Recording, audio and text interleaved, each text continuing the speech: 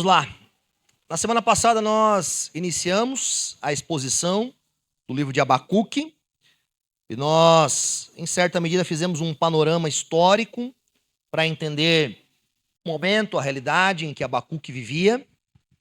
Ele como um profeta, em qual período, no período na história de Israel, de Judá, ele vivia. E talvez eu vou ter que citar algumas dessas coisas novamente hoje.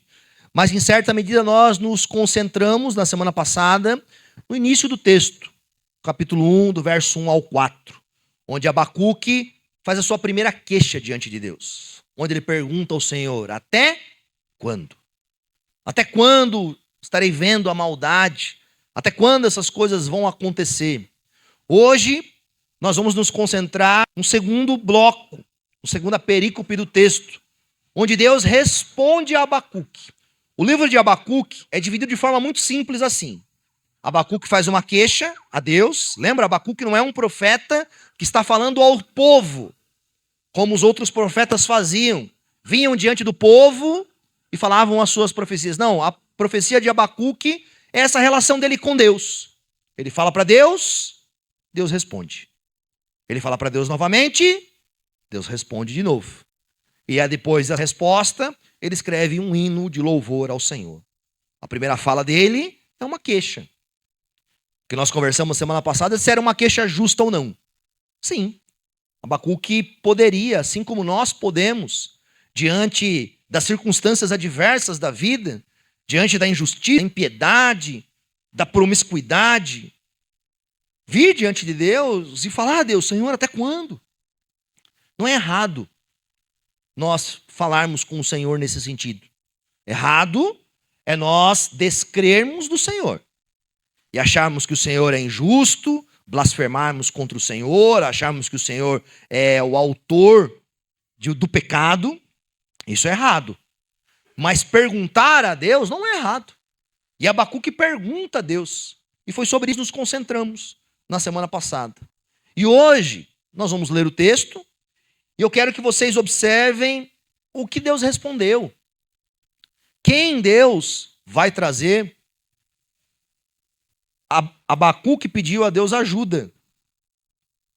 E Deus mandou mais problema. Essa é a realidade da história. E a pergunta para nós hoje, nesse culto, é: Deus é injusto por trazer a Babilônia para exercer juízo dos judeus? Os judeus eram justos. Deus não poderia fazer isso. Porque essa vai ser a terceira pergunta, por exemplo, de Abacuque, que nós vamos tratar na próxima semana. Eu quero analisar como eram os babilônios. Essa é um pouco da nossa... E por que Deus permite alguns acontecimentos como esse na nossa vida ou na vida desse povo que viveu aqui nesse período. Vamos ler o texto? Abacuque. Eu vou ler os 4 primeiros versos novamente, só para a gente, talvez você não estava aqui semana passada, e para você possa ler o texto, mas nós vamos focar do verso 5 ao 11 hoje.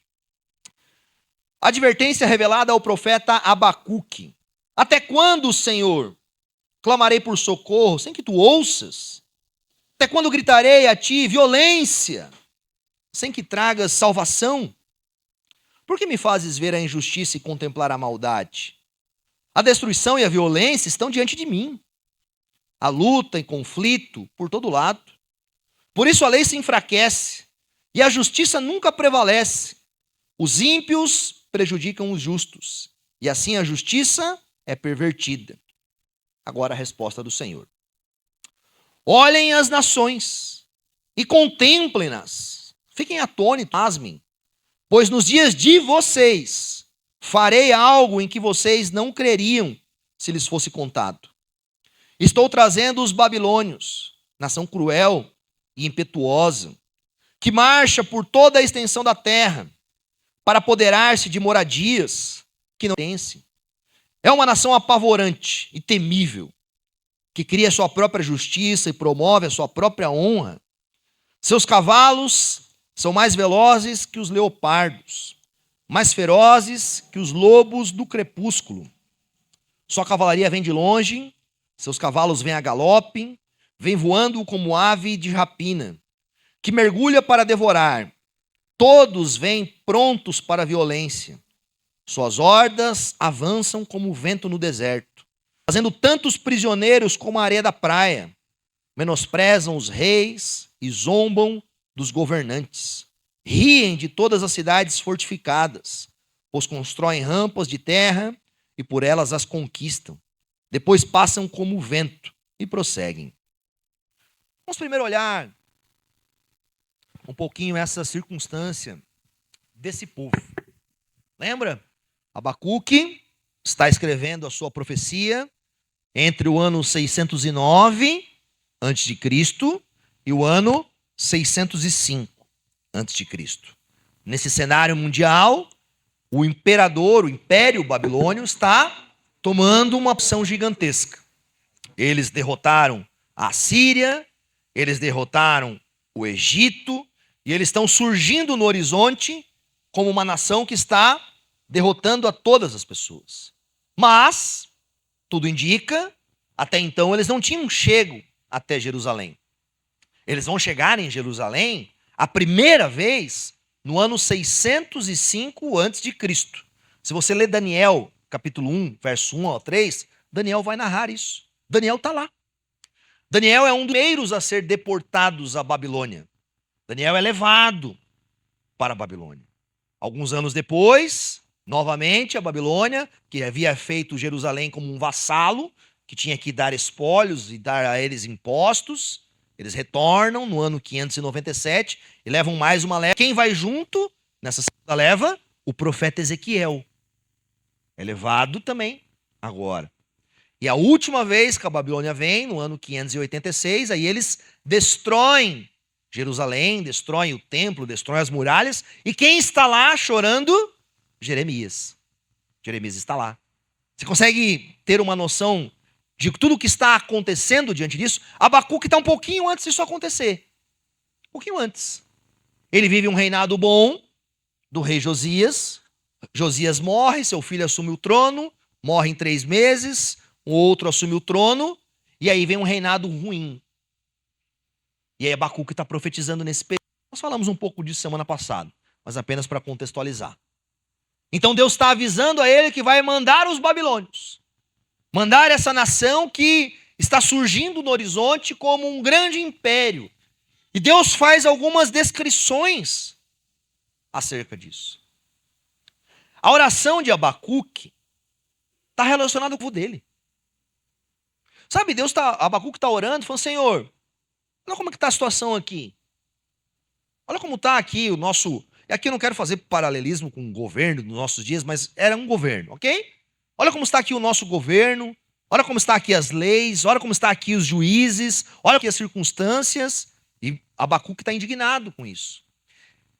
Um ponto que vale para nós. Não há problema em nós nos indignarmos com a injustiça.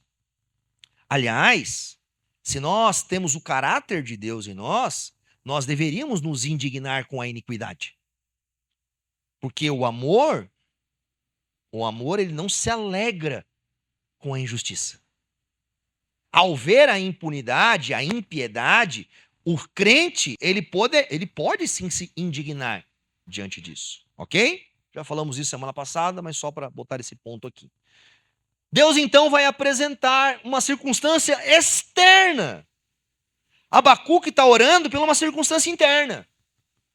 Abacuque está falando assim, você está vendo aqui, vamos aplicar isso para a nossa vida. A circunstância aqui da minha família, do meu trabalho, da minha vida. Senhor, está um problema aqui. Abacuque está olhando para dentro do povo de Deus, ok? Senhor, você está vendo nossa igreja? O que está acontecendo? Né? Os líderes são corruptos, ou está acontecendo isso, ou está acontecendo... O senhor está vendo aqui dentro do povo nosso, o que está acontecendo? O que Deus faz com Abacuque? Deus amplia o cenário. Deus dá uma revelação maior a ele. Olhem as nações. No primeiro momento, o que Deus está fazendo com Abacuque e conosco? Por vezes, o nosso olhar ele é momentâneo, ele é limitado. Nós estamos olhando dentro do arraial o que está acontecendo. E estamos querendo respostas para isso aqui. Como se Deus, única e exclusivamente, ordenasse, reinasse e governasse apenas o nosso mundo. Apenas dentro das muralhas de Jerusalém. Apenas dentro dessa realidade. O Senhor é o Senhor de toda a terra.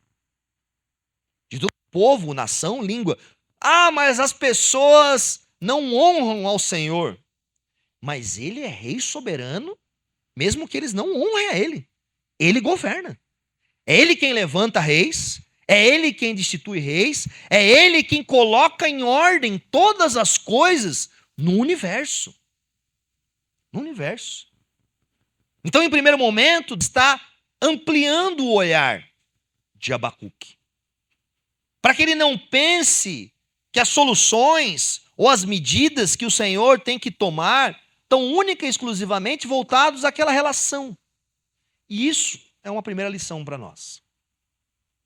É uma lição de Deus. É muito maior do que apenas a nossa própria casa que Ele governa. Sabe, Deus é muito maior do que apenas a própria nossa igreja. Deus governa em uma expansão muito maior do que a nossa própria cidade, do que o nosso próprio país, do que o nosso próprio continente. Deus está com um plano eterno sobre tudo e todos. E por isso, e isso falo com amor a nós, Deus não está sujeito às nossas agendas. E não que Deus não possa atender os nossos pedidos. E não que Deus não possa intervir nas nossas agendas. Mas a agenda de Deus é o plano macro. Os desígnios de Deus sobre toda a terra é um plano maior. E nós deveríamos ter essa expectativa e ter essa fé para com Deus. De por mais que talvez nós não entendamos momentaneamente, localmente, uma situação específica, assim ou assado, abram os olhos. O Senhor está continuamente sustentando e governando por meio da sua providência e do seu bom cuidado todas as nações da terra. Ah, pastor, mas agora a nação X ou Y, o governo Y ou tal, que é isso? Deus também está acima desse tempo. Deus também está acima do curto período de tempo que nós vivemos, que nós existimos, que nós pensamos. Não limite o Senhor a isso. Não limite o Senhor aos seus meros 50, 60, 70, 80, 90 anos de existência. Quem é Deus diante disso? Deus é eterno. Eterno. E Ele está trabalhando de forma eterna. E aí Deus então vai revelar a eles e falar, olha, nos dias de vocês. E aí já entramos no contexto, né? Se a gente pensar que Abacuque escreveu ali 4, 5 anos antes, Abacuque viu aquilo. Viu aquilo, o povo viu aquilo. Farei algo. Quem trouxe aquele povo para lá? Quem levantou os babilônios como uma nação poderosa? Foi o Senhor. Foi Ele que levantou.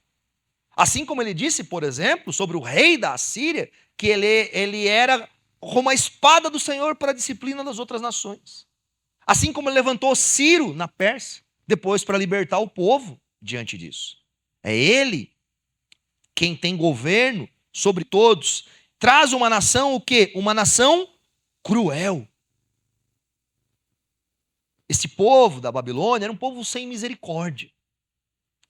Era um povo que não seguia regras de batalha. Não tinham leis internacionais que regiam as guerras dele. Ah, não podia jogar esse tipo de bomba. Ah, não podia fazer esse tipo de coisa, que a ONU depois ia mandar uma carta diante disso. Não, não. Era uma nação cruel. Não respeitava ninguém. Eles eram expansistas. Isso era muito comum nesse período da história. Todos os impérios que se levantaram eram impérios expansionistas. Enquanto houvesse terra, eles queriam conquistar. A que custo? A qualquer custo.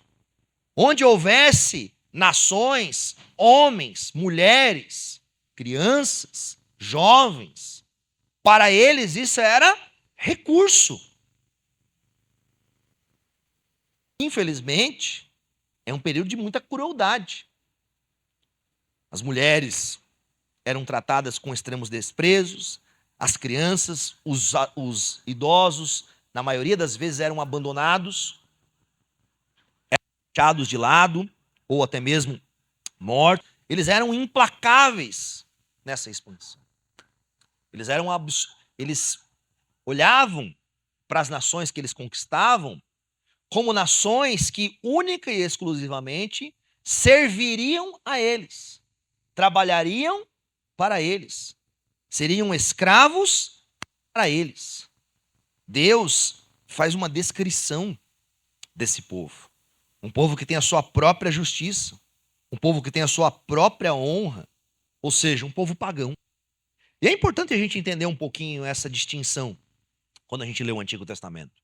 No Antigo Testamento, o povo de Deus, em sua grande maioria nos textos bíblicos, é o povo de Israel. São as 12 tribos, aqui é o povo de Judá, diante disso. Você tem poucas menções de algumas pessoas fora do arraial que serviram ao Senhor. E quando o texto bíblico faz, ele faz para mostrar. Por exemplo, quando tem a Raabe, a prostituta, com outras pessoas fora do arraial que de alguma forma entram no povo de Deus ou servem a Deus, a Bíblia destaca. Por quê? Porque este período da história, a ação de Deus está concentrado através da descendência de Abraão. E após a ressurreição de Cristo, a sua ascensão e o derramar do Espírito Santo, Deus então está fazendo isso em todas as nações. Ou seja, a grande maioria das pessoas desse período da história não estava nem aí para Deus. Não conhecia Deus.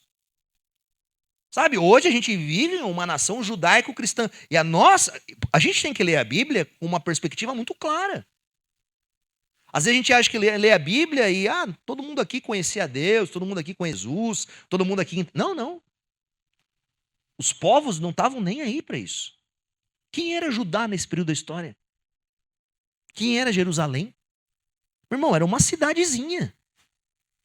Era um povo lá que era maltratado pelas pessoas. Judá, Jerusalém, não tinha grandes exércitos agora como tinha no período de Davi, de Salomão. Muitos cavalos, carros de guerra, não tinha. Aliás, quando Nabucodonosor chega em Jerusalém, não tem batalha nenhuma. Não tem uma flecha lançada. Não tem guerra. Porque não tem povo forte. Não tem exército grande. Como a gente vê as batalhas de Josué entrando na terra prometida. Não tem mais isso. É um povo pequeno. É um povo simples. E aí essa nação que Deus está trazendo, seus cavalos são mais ferozes que os leopardos. O leopardo, dentro dos felinos, é um dos felinos que mais tem sede de sangue. O ataque de um leopardo, por exemplo, geralmente ele ataca por trás da sua presa para quebrar a coluna dele, para deixar ele já inválido, não conseguir de forma nenhuma responder ao ataque. Lobos no crepúsculo era o período, né, quando anoitece, aquele período que está anoitecendo. Então, muitos animais estão se escondendo, estão para suas tocas, estão ainda em movimento. E aí é aquele período que talvez você, como eu, que talvez tenha um pouco de problema de visão, né, tá andando de carro, começa a escurecer, você começa a ficar meio ruim, aquele crepúsculo não está enxergando muitas coisas. Mas o lobo, ele enxerga muito bem nesse momento. Ele enxerga as suas presas. Deus está narrando para ele, olha, vai vir uma ação aqui que quando vocês não enxergarem as coisas, eles vão estar devorando vocês. Quando vocês pensarem que talvez eles vão fazer algum tipo de amizade com vocês, eles vão atacar vocês de uma forma que não tenha mais como vocês responderem. Eles vêm voando como ave de rapina. Águias. Muitos dos animais que são atacados por águias, eles nem percebem a águia chegando. Você não vê um coelho olhando para o céu o tempo todo. Uma galinha olhando para cima. Esses animais estão olhando para o chão. Estão preocupados com a realidade deles. E Deus está dizendo, olha, eu vou trazer um tipo de nação que vocês não vão ver direito eles chegando. que eles vão atacar vocês de forma impiedosa, eles são cruéis diante disso, eles são ferozes diante disso, e eles vão destruir vocês. Eu não sei vocês, mas Abacuque entrou em crise. Abacuque entrou em crise. E talvez nós também entraríamos.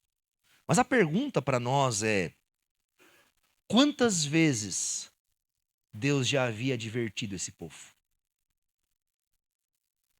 Quantas e quantas e quantas vezes aquele povo já tinha recebido visita dos profetas? Eles tinham a lei. Eles tinham os mandamentos do Senhor. Eles tinham a palavra de Deus. Deus já havia alertado eles, com todo respeito a eles, no mínimo, mais de 10 vezes ao longo da história.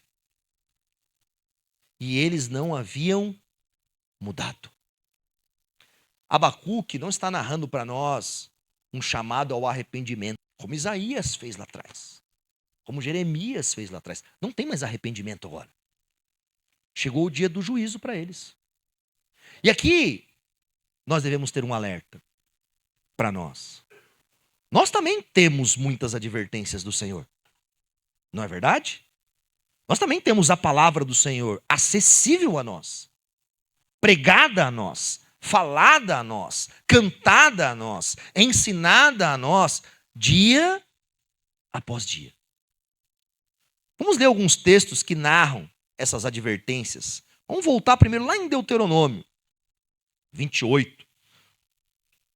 Deuteronômio 28, um pouco antes daquele povo entrar na terra prometida, o próprio Moisés deu orientações a eles. 28, verso 15.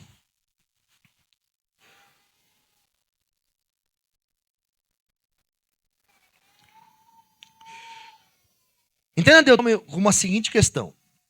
Imagina você foi liberto do Egito, ou talvez você é o filho de alguém que estava lá, porque a grande maioria, em especial dos homens com determinada idade, morreu. E aí, então, vocês chegam na entrada de Canaã. Canaã está ali.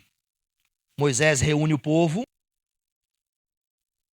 entrega os 5 rolos da lei ao povo. Ele entrega a eles. É nesse período que o povo está recebendo. Deuteronômio é esse discurso de Moisés, como se fosse uma grande pregação antes do povo entrar. Tipo dizendo, ó, agora é com vocês. Até aqui Deus me trouxe. Agora tudo que Deus revelou a nós está nas mãos de vocês. Vocês vão entrar na terra prometida. E a partir da entrada vocês devem viver a partir disso. Beleza? Deuteronômios 28, 15 diz assim. Entretanto, se vocês não obedecerem ao Senhor, o seu Deus, e não seguirem cuidadosamente todos os seus mandamentos e decretos, que hoje lhes dou, todas essas maldições cairão sobre vocês e os atingirão. E aí do verso 16 em diante, vai listar várias coisas. Mas olha que interessante. Vai lá no verso 49.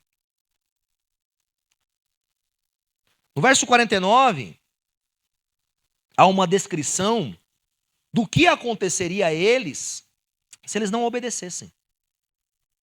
O Senhor trará de um lugar longínquo, dos confins da terra, uma nascerá contra vocês como águia em mergulho.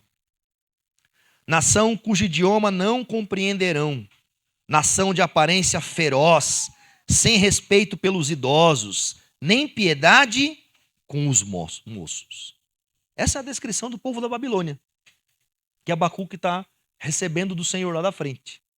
Quando a gente está lendo Abacuque, a gente tem que prestar atenção e entender que o que Deus está fazendo ali é o resultado de uma série de advertências. De uma série de advertências que Deus fez ao longo da história. No mesmo capítulo, verso 58, e aqui isso serve como aplicação a nós.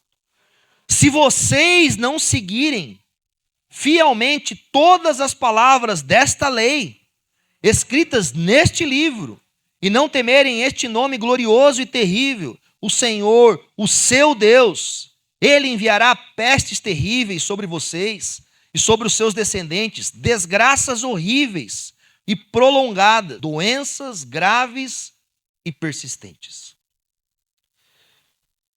Quando o Senhor dá essa orientação através de Moisés ao povo, nós deveríamos nos perguntar: será que essa orientação bíblica é somente para eles? Será que somente aquele povo lá, que recebeu a lei, que vivia naquele período específico da história, receberia punições ou correções do Senhor se não obedecesse a palavra? Será que hoje nós, como crentes que gostamos muito de proclamar, os crentes da nova aliança, temos imunidade para pecar? Somos livres para interpretar a Escritura ao nosso bel prazer e à nossa própria vontade? Somos livres para colocar o nosso sentimento, a nossa emoção, os nossos gostos pessoais acima do que a palavra fala? Somos imunes às consequências do pecado, de abandonar deliberadamente a palavra de Deus? Óbvio que não. Óbvio que não.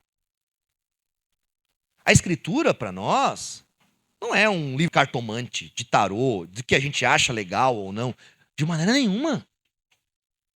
A Escritura é a palavra de Deus revelada ao seu povo, a qual instrui seu povo no ensino, na justiça, nas virtudes, na prática dos valores, mas a mesma Escritura também traz ameaças ao seu povo quando eles não obedecem.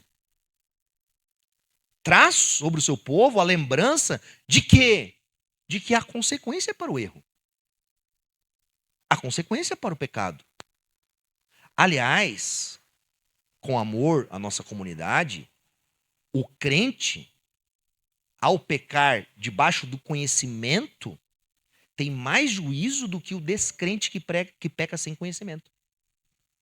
Não estou falando de juízo eterno, de morte eterna. Mas diante dos olhos do Senhor, nós que temos o conhecimento da palavra de Deus, de maneira nenhuma deveríamos abandoná-la. Isso é loucura. Isso é loucura.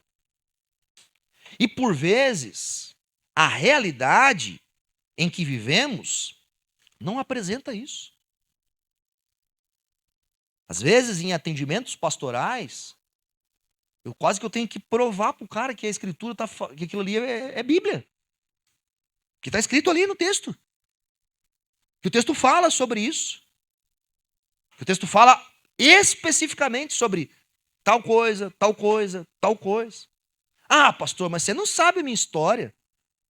Com todo amor para a tua história. Maravilhosa. Mas a tua história não é maior do que a orientação do Senhor.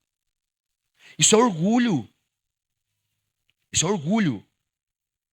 Achar que você está acima ou imune ao que o Senhor lhe diz é o que te leva à ruína. É o que fez Satanás cair. Depois você pode ler lá Ezequiel 28. Ele foi orgulhoso. E Deus sou por terra. E o orgulho está por detrás dos males que levam as pessoas a pecar. E em si, o orgulho é uma característica daquele que diz: eu não preciso do Senhor. Talvez ele não fale especificamente essas palavras. Mas ele é como aquela pessoa que lê a palavra, mas a esquece. E não a pratica. Como o Tiago vai dizer. Como alguém que se olha no espelho, vê a sua face e logo que sai dali, está nem aí para ela. O que tenho a dizer para você essa manhã é que você não é imune às consequências do pecado. Você não é imune. E o Senhor pode trazer consequências sobre a sua casa. Abra comigo 2 Crônicas, verso 36. 36 ou 36. Finalzinho da narrativa.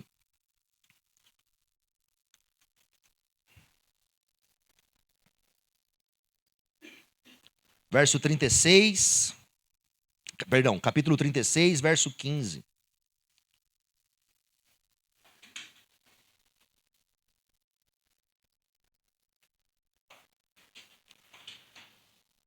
O Senhor, o Deus dos seus antepassados, advertiu várias vezes por meio de seus mensageiros, pois ele tinha compaixão de seu povo e do lugar de sua habitação.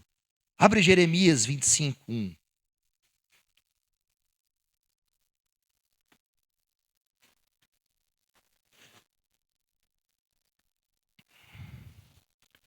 Jeremias 25, verso 3 só.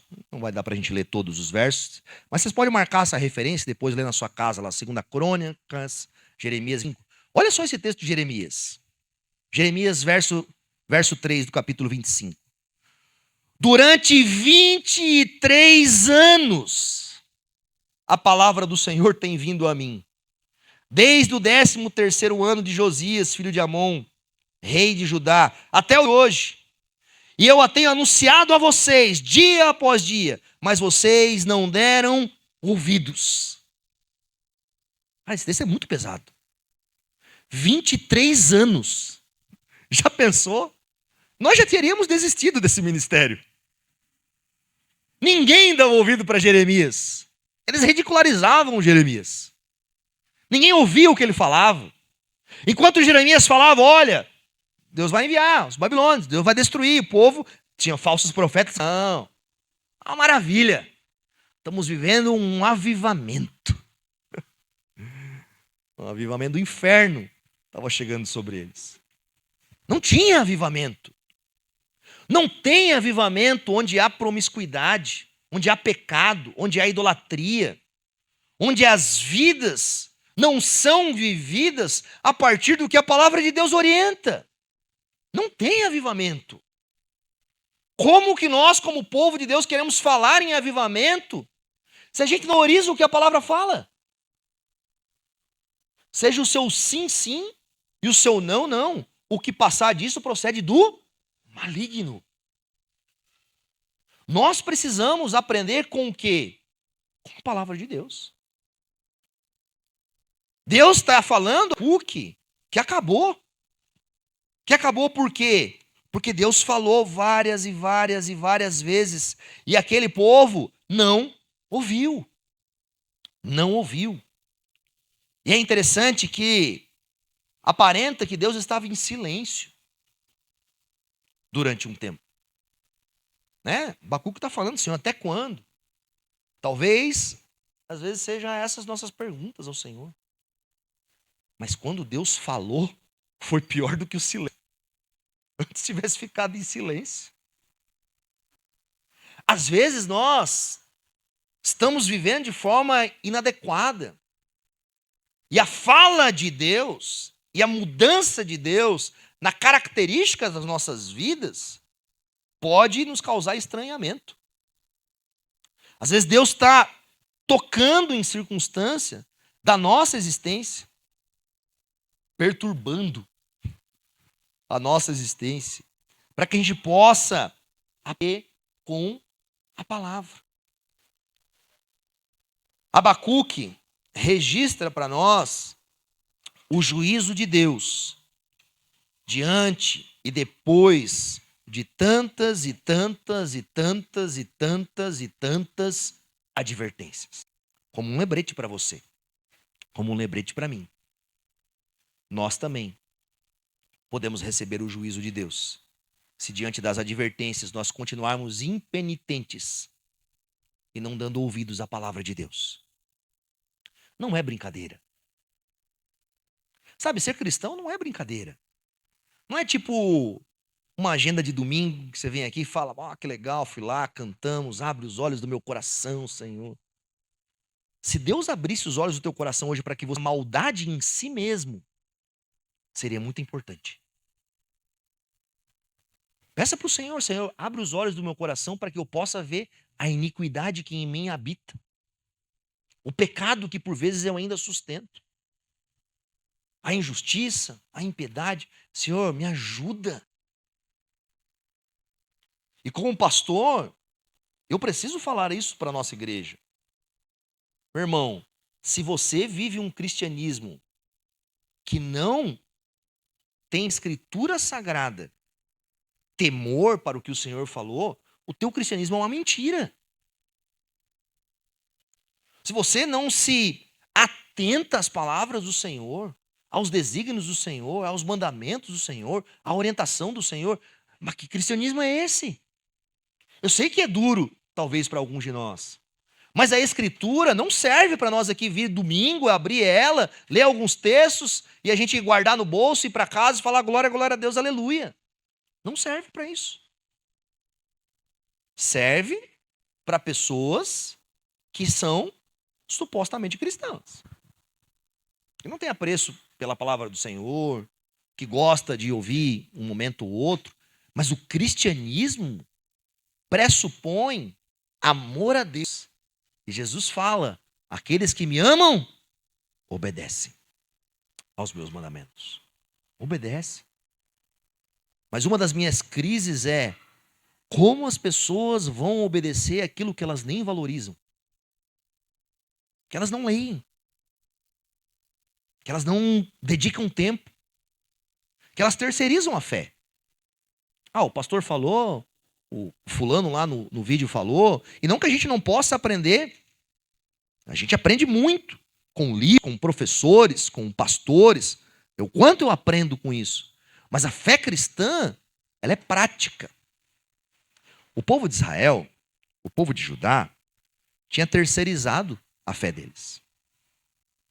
Eles achavam, quando Jeremias estava pregando, falaria o juízo, eles achavam que não. Não. Nós vivemos aqui, no templo. Nós estamos aqui na cidade santa. Nós somos o povo escolhido. Então, conosco não pode acontecer nada. A impressão é que eles tinham que nunca Jerusalém ia ser destruída. Até que Nabucodonosor cercou por 18 meses a cidade.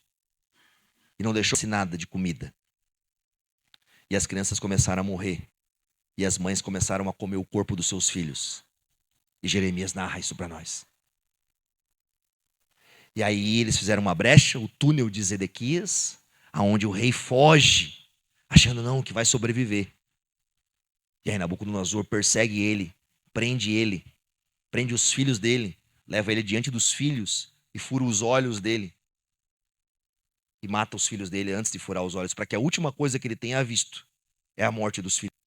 Eu sei que é muito pesado, mas a gente precisa aprender com essas coisas.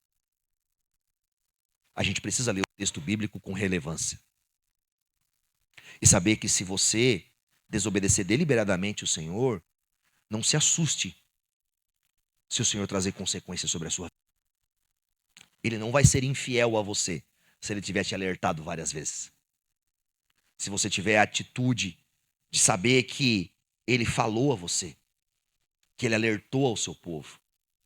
A percepção, às vezes, que eu tenho do cristianismo moderno é que as pessoas imaginam que não haverá um juízo final. E haverá.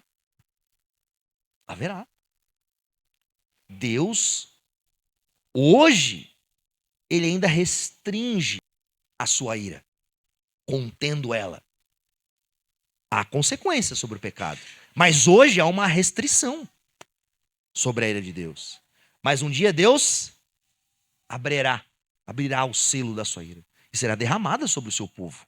E isso aqui que a gente está lendo, que está acontecendo com os judeus, assim como a gente olha as coisas boas, que eram sombras daquilo que viria, também é uma sombra daquilo que virá. É uma sombra daquilo que virá. Abra comigo Romanos 15, verso 4. E aqui é o último texto para nós lermos. E eu quero fazer algumas aplicações para nós.